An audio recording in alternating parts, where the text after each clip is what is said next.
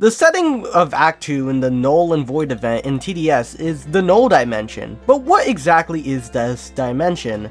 Throughout the game mode, objects drop onto the map from the sky, and these objects are old things from TDS history. For example, we have the swap van truck from the old Enforcer's ability, the cannon you use in Night 4 of the Solar Eclipse event, the old Awakened Fallen King model, the old TDS logo from pre-overall, and finally the old Scout model from around 2021 to 2022, I believe. There's also these two things, but I have no idea what they could be.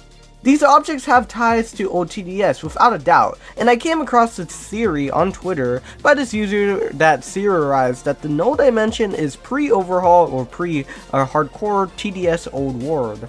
However, I don't think this is the case because we have references to the cannon used in Solar Eclipse, and also there's these two buildings in the back of the map, one possibly referring to Krampus' Revenge, and the other is likely a reference to the Solar Eclipse Part 4 event map.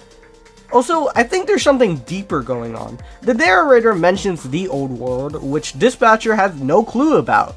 Further into the event, the narrator mentions the events that happen during Lunar Overture. However, the Dispatcher has no clue what narrator's talking about, but the commander replies to the narrator, which would make sense considering the fact the commander was there for the acts of Lunar Overture.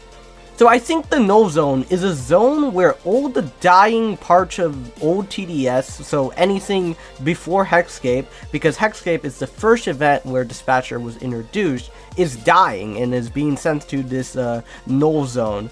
Because I think TDS is trying to do a soft reboot of the game's lore, since Lunar Overture and Krampus' Revenge, the events that happened in 2022 or 2023 to 2024, might mess around with the story they're trying to tell today in the modern events. So instead of acting like the previous events didn't happen, they're doing this entire Null and Void event to soft reboot the TDS lore. Perhaps that's why Plague Doctor is trying to prevent us from messing around with the God Cube fragments, because what's happening to the old world, it dying, might happen to the new one if we keep messing around with the God Cube fragments.